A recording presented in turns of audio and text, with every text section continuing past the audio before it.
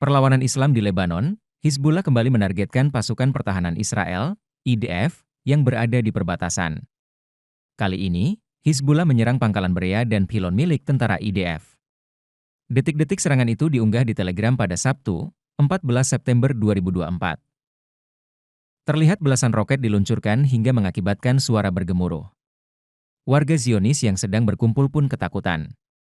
Mereka yang berada di sebuah gedung berusaha untuk bersembunyi di bawah meja. Terlihat kebakaran membara terjadi di pusat kota. Serangan Hizbullah mengakibatkan sirine yang meraung-raung.